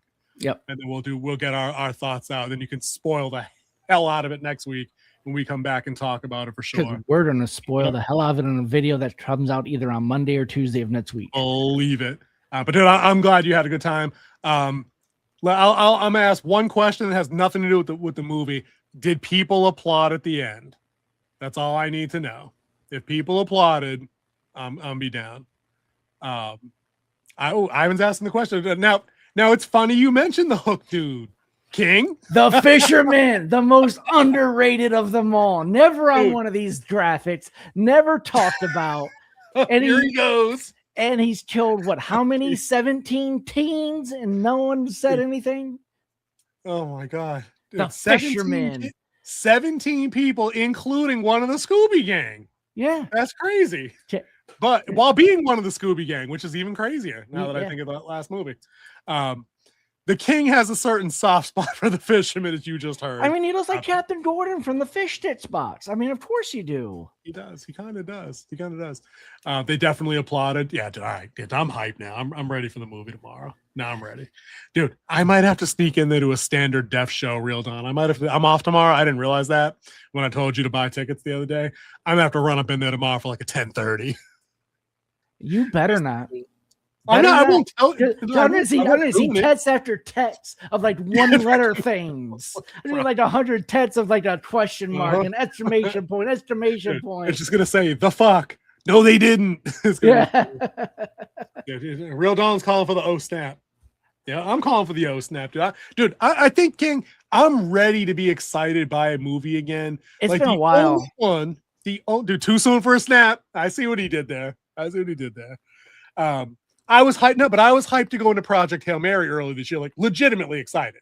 Like saw the trailers, built up some expectations, bought the book, read it, and I was like, okay, dude, let's fucking go. Like, let's go see this shit, you know? And it was worth it. But I feel Spider-Man is now, we're reaching like a critical mass of getting excited for this to come out tomorrow and go enjoy it. Yeah, I was excited for really Project Hail Mary when they announced that it was coming out. Went and got the audiobook, listened to it. I love the guy who they got to read it, was Ray Porter, which we just talked about. That's one of your guys. That's one of my guys. It's one of my top 5 voice actors. Right. Mostly because he does one of my favorite book series, Sons of Valor. Is he the one that does that that lit RPG set you're always telling me to read? No. Alaron or whatever. What's that one? Ascend Online. No. Oh, you're talking about no. That's Nick Podell who does that. He's also one of my top voice actors. You're thinking of The Land, the Chaos Seed Chronicles or something like that. Seeds of Chaos. Yeah. Yep. True. Yeah. Dude, we've got we still have a couple things to do. I was gonna say, dude, we're not done. Dude, we're not done. No. Which is written by Alaron Kong. Dude, I knew a word. The Oracle waited about 2 minutes too long to drop that in the chat, so I sounded like a blithering idiot. Thank you. Like I need help. Ridiculous. But dude, King, walk us through this trailer set because I know you guys you were discussing this yesterday. We got a bunch of movies. We're all next month, right? This is all for August. All next month. 2 of them are Netflix originals. Awesome. And one of them is in the theaters. Okay. Which one is in the theaters? Let's do that one first. All right, you want to do the theatrical release? All right. Yeah, This let's bang this that one up first. movie that actually came out in 2025 on the film festival circuit, and then was picked up. It got picked up by 2 different studios and then dropped, and then picked up by Neon because, of course, they're trying to build their name. So this is a Neon movie. It's out August 21st. It is a Alexander Ullman's debut. It's about 4 friends on a late night food run who get trapped on an infinite highway. It's called It Ends. Let's watch the trailer now. We might have to give Neon the MGM plus treatment. Just saying. All right, roll it. We don't know where we are right I love now. how the Neon looks like the old Sega. It does. Neon. I don't know of any roads that drive for 6 hours with no turns. That's right. This is the one I was saying. And we hit this dead end. Criminals died. Oh, dude. It just feels like That's design. Neon, right? Maybe we crashed. You keep doing what you were doing when you died. I did not kill us. That was a lot of chaos. You know what I'm thinking? I was this fucking close to downloading Subway Surfers before we turned to this stupid fucking road. That's gonna date your movie. Okay. Very young looking cast.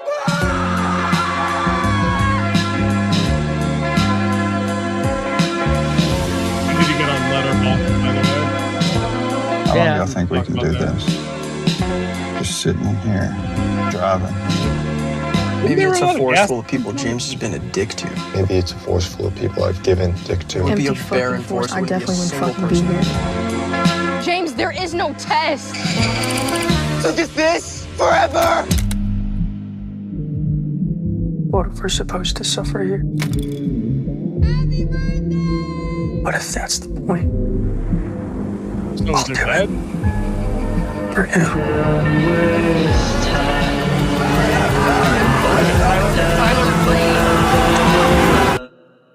Is this It's the just Hunger not real Games? life anymore.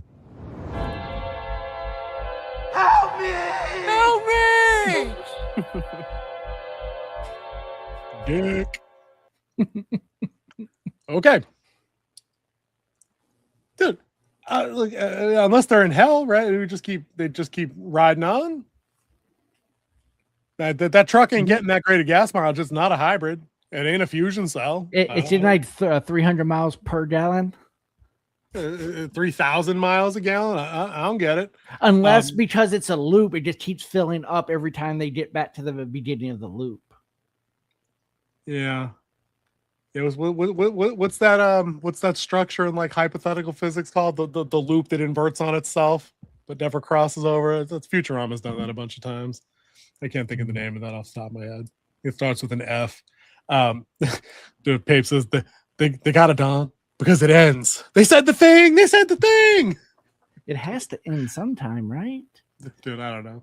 Dude, I don't know. That cast looks pretty good. This is going to be the kind of movie, King, I think, that it all hangs on their performances and nothing else. Like, Yeah, because it's going to be like just them. Right. If you don't like half of them and really dislike the other half, and then the bad half kills a couple of the good half. And then Well, there's only 3, so there is no true half. Dude, unless you cut one of them in half. Well, we saw a whole lot of people running at that fire or whatever the fuck that was later. No, They that was find just 3, people. that was just 3 people. Roll it back. Challenge flag out. Roll it. There were like 9 people on the screen. 9, at least. And there we go. 1, 2, Okay. 3, 4, 5, 6, 7, 8, 9. What if Not it's a bad, vision but from before? Flashback. Dude, wait. No, that sounds like a backflash. You're thinking fourth dimensionally in a movie that's not calling for it. I mean, they're in a time loop. Of course, you have to think fourth dimensionally. Whoa. Who said time? You think they're in a time loop? They could straight up be in hell. That's it. No time loop. This is An just infinite purgatory, asshole. highway.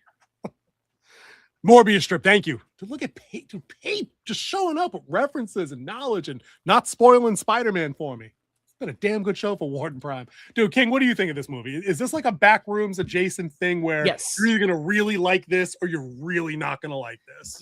And like you said, it's trying to hang on their 3 performances because one, it's centered on them. They're going to get 98% of the screen time. The rest of you are going to just see a car driving on the same road over and over and over again. Filming this must have been a pleasure. Let me tell you. I've done a road scene before. Tell me why. And it's like you start at one end, you drive down to the other end, then you stop rolling, you back everything back up, and then you come back down that same road again.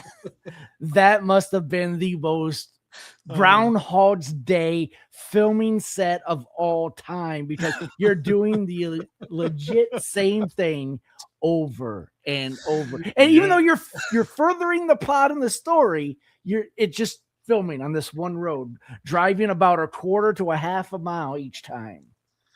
Which takes at 40 miles an hour, what, all of 30 seconds?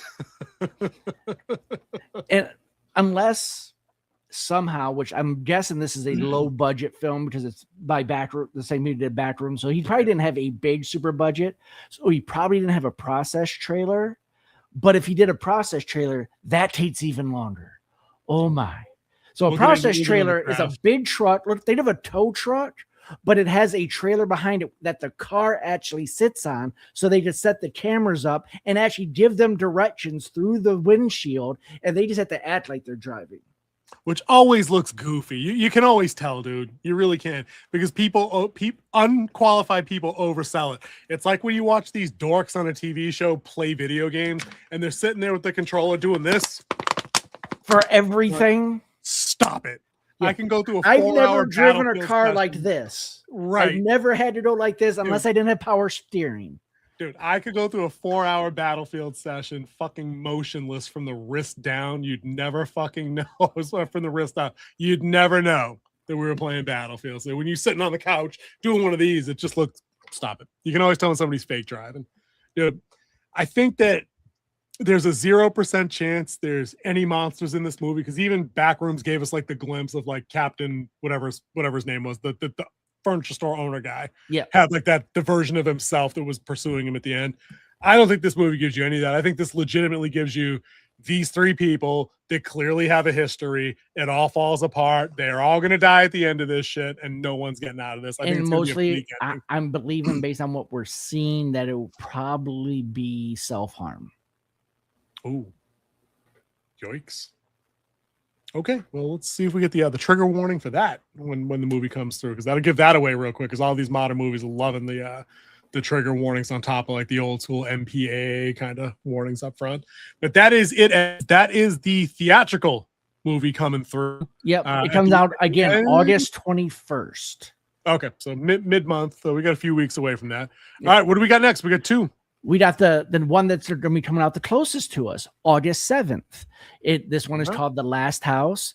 It is directed by Geta Lee and Warner Morgenstern. That's a weird name. A family of 4 sealed inside their home with no way out. Fighting dwindling resources and an unexpected threat. Now, this is one of the Netflix offerings, right? You said we have 2 for Netflix. Netflix. Yes, this is Netflix offering. It was originally titled 11817. Their address. It's a good thing they went with the other name. All right. Let's see. So let's roll that bean footage. Rated PG. I was going to ask. This is going to get us is it? Go get in the car. Gotta watch out for the content stuff in our trailers. I'm hiding from our children. It won't open. So this is supernaturally locked in. Interesting. It says it gives off Cloverfield Lane drives. I think we're trapped in here. That's just because John Goodman kept him in the house. This is literally like you are. Oh, dude, look at that. The glass is freeforming. What the hell is going on? I don't know. But we are safe. We are in our home. Fisher Price binoculars. It's not just us. The whole world. But most importantly, That's a bigger scope than you were thinking. we have each other. I saw someone outside today. What is something out there is keeping us trapped. What do we do?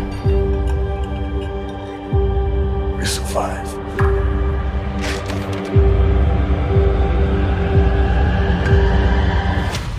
This is going to end one day.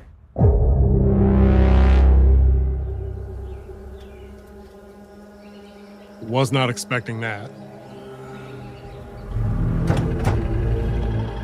This is like some After Earth shit going on here now.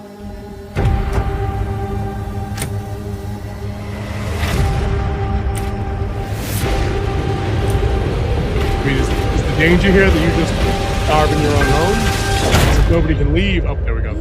Say nobody can get in. I'm scared. We can't help you. I'm sorry. Hi.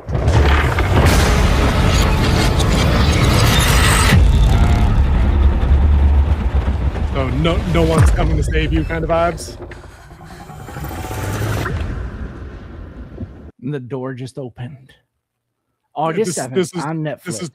This is the Alien movie that we saw on Hulu. 100%. Like no one's gonna save you, whatever it was. No one's coming to save you. Yeah. Solid movie. I'm not knocking that. This looks good. This is a good trailer. This increasingly revealed a little bit more without giving away any money shots. But it kind of let you know what the tone and the scope of the movie isn't going to be this. This is over in a night kind of vibe. What do you think? I'm down for this. This is next week. I'm down. Let's do this. Yeah, next week. That's Friday. It comes out. Yeah, I'm in to see it. Yeah. Cool. 100%. 100%. I didn't see anybody I recognized in the cast. Maybe the dad, but I couldn't place any names. Is there anybody you think we should know there? Oracle's ahead of my question before I even said it. Greta Lee, she was in the one-shot episode of The Studio. I've never seen that, so I do not catch that. So reference. it was the studio's the one with Seth Rogen in it, or Seth. Seth Rogen. Okay, Seth Rogen's the one I want to punch. Okay, Seth yeah. MacFarlane is the one I don't want to punch. I was thinking of Joe Rogan there for a second, but yeah, Seth Rogen. Also don't want to punch. No, because he'll knock you out. Oh, dude, yeah, just roundhouse kick to my face. Yeah. Greta Lee also in Tron Ares. That's why she looked a little familiar. Oh yeah, she was the one that was trying to set everything right that they were trying to kill. But yeah, so the studio is a Seth Rogen film or a show that's on HBO where it's about making movies. Like he becomes the head of a studio, and they did a episode where it's a one shot about them doing a one shot in a movie. Got it. It was actually really smartly done. It says Greta Lee was in Across the Spider-Verse. She was Lila. Who the hell was Lila in Across the Spider-Verse? I think that was one of the other Spider Women. Oh, it had to have been. I was thinking maybe she was Penny, but I don't even remember if Penny was in that one. If Penny Parker was in there. Cool. All right, dude, I'm down for that one. That looks interesting. It's Netflix, so it's right there. It's chambered and ready to roll in a week. Yeah, we can bang that out same night. We'll jump right on that. Cool. And what's the other one on Netflix for me? It was all right. This is the latest of all of them. It comes out on August 28th, directed by James Ashcroft, starring De Niro, Michael Morgan, Adam Scott, Owen something, and this one is rated R. Teeter. A widowed crime writer, 8-year-old son is abducted. He turns to his estranged father, a retired detective who caught the original killer. Based on a book I heard from you guys. Total disclosure, I didn't look that up on my own. We should probably talk a lot over this one if it gets star power. We'll probably strike us. Hear this.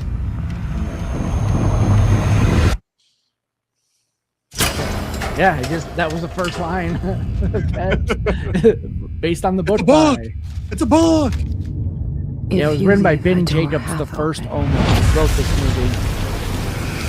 Not the book, he wrote the screenplay. That's your boy. Hear the whispers spoken. Your boy right there. Not my boy. Not my boy. If your window's left unlatched, It you looks hear him familiar. tapping at the glass. If If you're lonely, sad, and blue,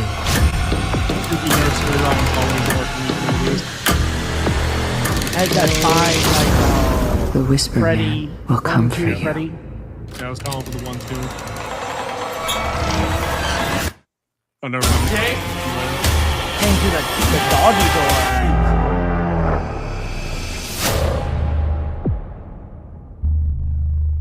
So far, so good with this trailer, too. We're not together. This is me asking you for help. Me asking Building I tone, remember the Whisper Man, Building and I tension. remember you caught him. that I little did. like heartbeat 30 years noise. ago. He's That still like really a president. works. That boom, boom. Then how And then it is starts he killing you? gradually speeding up. I like that rising tone in the background that builds like that. And then it pops at the end. I love that. That's like hardwired into my brain. I like that. Yeah, because it's automatic. It takes the cop. You got to find the kid before he's dead. And like it hurts if it doesn't tape just resolve, dropped. like in a way. I never thought it was going to start again. Side note, we just watched Adam Scott and Hope earlier in the year, guys. Let's check out that review. To find Great my movie. He played a banger role. And here he is going doing the serious dramatic shit. I'm down for this automatic. That's the most important It's nice seeing him going away from the comedy stuff and into more serious type roles. Dude, he's a talented cat. 100%. There's no question about that. Is there anything else you want to say, dear Daddy? You see the camera slowly approaching the tape deck. Just that much, dude.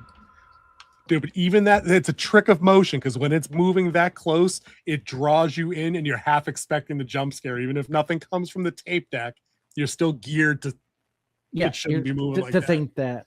Yep. I love it. I love the emotional manipulation when they do this shit right. And again, just like the other trailer, just like the one we just saw before that. I got the scope of the movie. All I need to know is that it's a missing kid thing. I don't need you to hammer out all the supernatural rules and all this other stuff up front in the trailer. And you don't need to show me the monster in the first 90 seconds. Yeah, don't need to show me the villain. The whisper is the perfect part where it's like, Yep. what else do you want to tell your daddy? That's the antagonist I need right now for the movie. Now, if you have some weirdo CGI thing later, that could probably ruin it. But for right now, solid trailer. I'm hyped for that movie. And again, Netflix, sign me the fuck up. Why not? I'm already paying for it. Why not watch it? Saying that's why we continue to pay for these damn things, is they can do, when they do original programming, it saves me the trip to the movies. It puts it right in front of all of us together. Dude, we could probably consider setting one of these up as some kind of watch party situation. Just do you and I just live stream and just tell people when we're going live to watch it and invite people in. That could be funsies. That could be funsies. Just saying. I mean, I'm going to talk the whole time and ruin it for y'all, but Yeah, we would have to talk the whole time, and they couldn't see nor they could barely hear it. Well, we may have to work. We'll work on that at some point. I think that'd be a fun idea. But dude, I think those 3 trailers are looking good because, as my stepdaughter pointed out, the only other thing really coming through anytime soon, big screen for horror, like in the next coming month, is like Insidious 9 or whatever number they're on. And dude, I got to tell you, unlike when you had me watch the first 6 Conjuring movies ahead of Last Rites or whatever that came out last year, I've got no interest in watching 5 Insidious movies. I never got into the Insidious. I don't think I've seen one of them. I know I've seen the first one because I remember the one good jump scare they had when the monster with the red face and the white face steps out from behind. Like there's like that one camera trick, like somebody steps aside, the monster's there. Like that's it. That's all I remember. It got kind of mitts in the shuffle because I mean, Sinister came out when the first one came out, and them two were kind of similar. And then they had The Conjuring come out when like the next couple of them, and that one was based off of like the real investigations of the Wardens. So, like I think that overtook it. So it just never jumped on my radars. Like this is a horror series needs. I never heard anyone really hype it up as someone as one I need to see either. So, but they keep making them, dude. So there must be some ROI going on. We should probably maybe we pull some numbers. It's horror, horror's bank. Yeah, horror's where the money's at, and we're seeing that this year. Like horror is cleaned up at the box office. It's a buffet this year, guy. Ivan says, is Adam Scott's doing comedy? Looks like he's strictly dramatic now. The king would be the guy to ask. I don't know if he's strictly dramatic, but I think he's just trying to do something different. He's flexing. Yeah. sometimes they do this. I remember Tom Hanks. Tom Hanks was nothing but a comedic actor. Man with one red shoe, big. Was that Splash? Turner and Hooch. He was nothing but comedies. And then all of a sudden he does Philadelphia, and then Road to Perdition, and then Forrest Gump.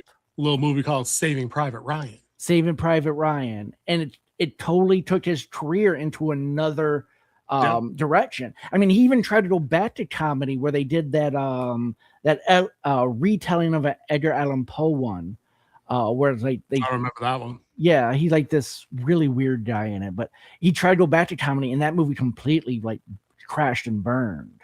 Yeah, for sure. Wasn't he in that weird movie Cloud Atlas as well? Yeah, Cloud Atlas. He was in that. There was a lot of people in that one though. No, that was an ensemble total across like 3 vignettes and like an anthology. There was a lot going on. That movie was very busy.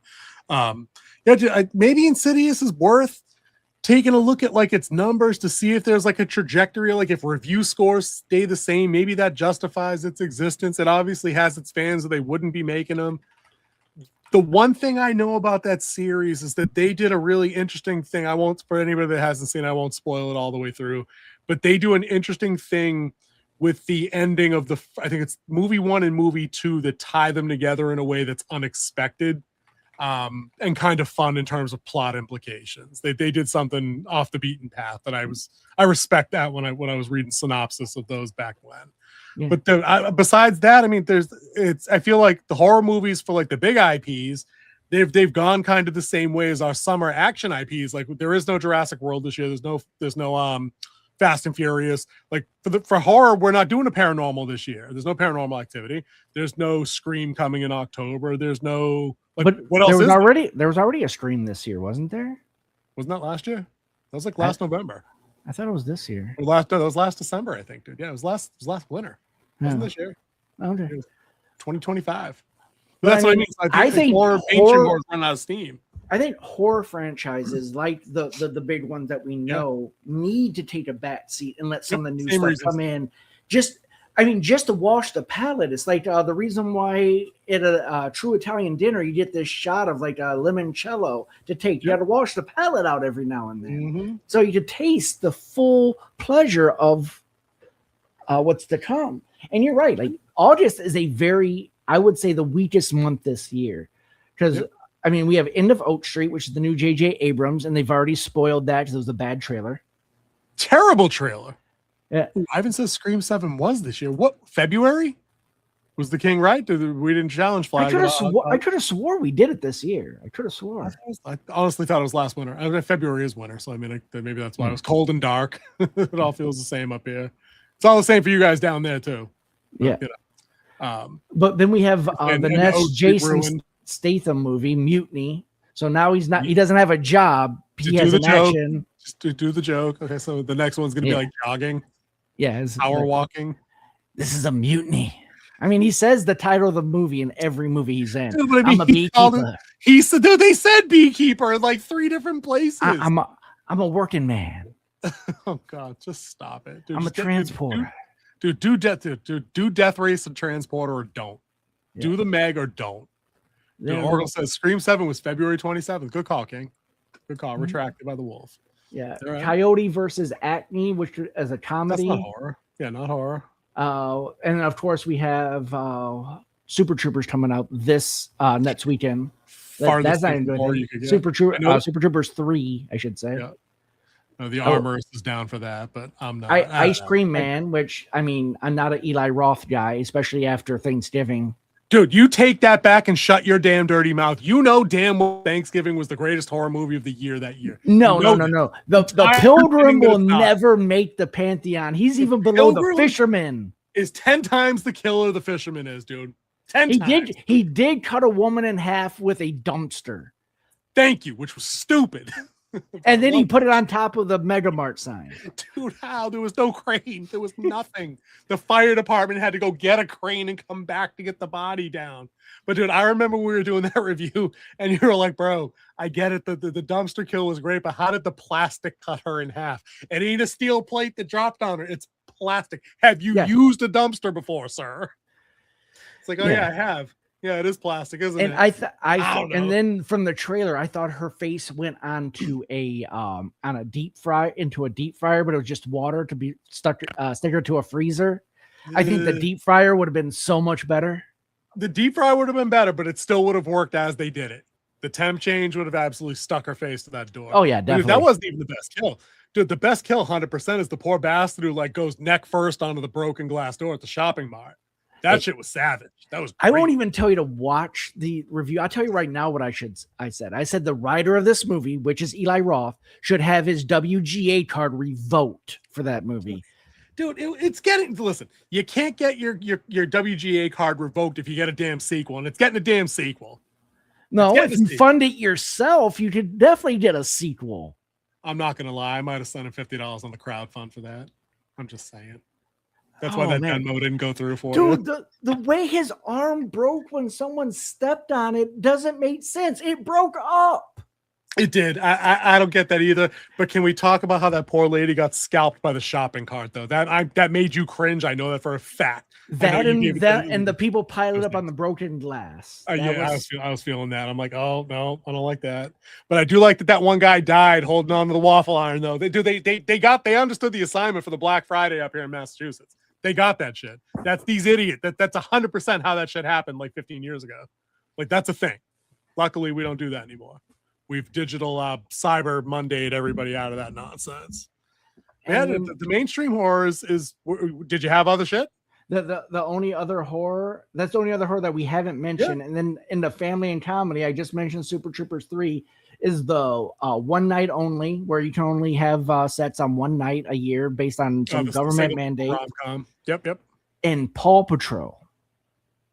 Dude, my 10-year-old's outgrown that, so I'm out on that, dude. But the mainstream horror stuff is coming back in spades though, because we are getting Camp Crystal Lake or whatever show that's called. Yeah, we're getting some shows back. We're getting Carrie. That was a SDCC thing too. I guess they had a trailer for Carrie. I forgot to mention that earlier. And I think they had a small panel too. Like the lead actress was there, and I think the mom. Yep, we'll be getting that. Widow's Bay, sadly, is not even in production for season 2. I thought we were talking about while watching Widow's Bay, and I think the real Don might have been in on that conversation as well during that video recording we did when we all got together. I thought that one of us somewhere had said that not only had they been greenlit, but that they're purposefully trying to avoid the mistakes that other streamers have made by going 2 years between seasons, and they're trying to get these actors back in the studio, back in the saddle, like now. Well, it was a late renewal because it didn't get renewed until it was already airing. If it got greenlit beforehand, then they could have started filming when they released Widow's Bay, but they didn't do that. They got a late renewal, so now they have to get things spun up, get studio time, get the location secured again. So it takes time. Pre-production takes time. This was inevitable, really. This is more like a me being anxious to get it back on the screen over reality, is what you're saying. Yeah. Okay. All right.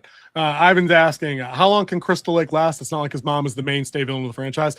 Great question. I suspect there will be some lore change in play and the inclusion of other people doing weird shit around the camp. I think that it was part of the lawsuit that when they won the rights back, that they had to change some stuff. Yeah. That'd be my guess. I think that it's probably going to, I think the vision for this show is probably more Hannibal than it is Jason Slasher that we know from the movies. Yeah. I don't even think she may not even be the killer or this early on. Well, she's in it. I do know that and it focuses on her. And there's also going to be a Jason running around the camp, like living like a golem. You pretty much say he's going to be a human golem. How does that track on the timeline though? Because this is Linda Florentino as Jason's younger mother, not aged up crazy lady like from the movie. It is the year after he drowns. Oh, it is after he drowns. Oh, see, I thought he was still alive going into this. Season 1 may end with his death. That was me. That was my own headcanon. I didn't. That wasn't. Yeah, I believe I am 99% sure. I'll take your word for it. I'll take your word for it. Ivan says, I've seen people be a little critical of the new Carrie show, still not going book accurate. So it'll be interesting to see if they still like the show.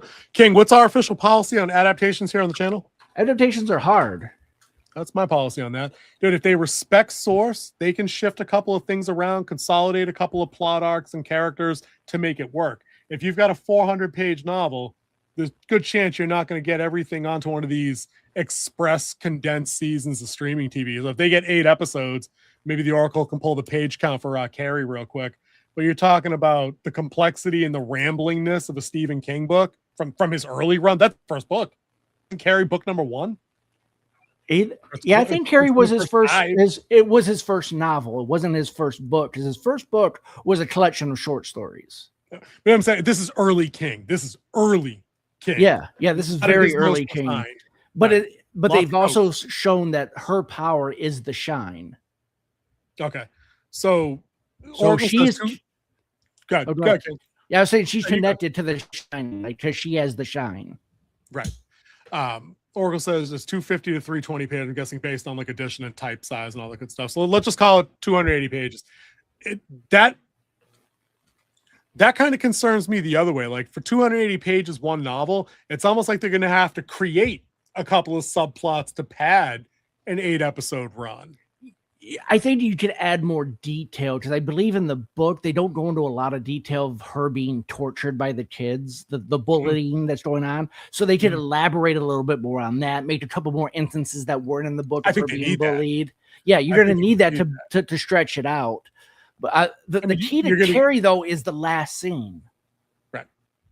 But I mean, but isn't that kind of obvious? Are they going to only be able to build to the explosion in the gym, and then it's a one series and it's done? Like it's a one season and it's done, because they could do that too. That's how that Blade Runner 2099 show is going. Yeah, from Comic-Con. It's announced as a one-off. Like it's done. It's one run, and it's done. Yeah. Is Carrie going to do that? I don't know, because I mean, how are you going to surprise anybody? Everyone knows the ending of Carrie. So I mean, I think they're going to have to they're probably have to lean into some shock value, like you were talking about with like the bullying. I think they're going to lean into the mother heavily on that show, because there's all kinds of weird, awful ways she can torture her daughter to really play up the evil, Bible thumping insanity of that particular character being completely off her rocker. I think the only way this could go 2 or maybe 3 seasons if they tie in Firestarter. It's like really have to lean into the shinning and bring in other people. Yeah, bring in other people who have the shinning, which is the Firestarter as well. We're not getting sued. Yeah, dude. And then I'll point it out. You see, there was a novella. I didn't know that. I had no idea. Novella. I think Carrie was a novella to start. So I pulled up the in-universe timeline for Crystal Lake, and it takes place 9 months to a year after young Jason Voorhees' tragic drowning at Camp Crystal Lake. All right, so this is 100% building into her first murder at Crystal Lake, where she takes out that first group of kids. Yeah. Interesting. So I wonder then what the crux of like the violence will be leading into that. I doubt she's very much going to go like PI and like bump off leads or some shit. I think there's going to be other weird shit happening around the town while everybody investigates what happens, and she'll find out in the penultimate episode reasons. It's going to be the kids that get blamed, and then we're going to get the ending in the aftermath. It's going to be watching her start going crazy. Yeah. I think they've heavily hinted at that in the trailers that we've seen. Yeah, it's going to be like her like starting to hear the voices, the hush, hush, hush, baby. And mommy, help. Mommy. Silent. I'm coming. Don't let him get away. Yeah, it's gonna be awesome. I've got good hopes for that. I've got high hopes for that show. So I think mainstream horror still has its place, but I think like you apply the same thing that we've applied to Star Wars, comics, Trek, and everything else.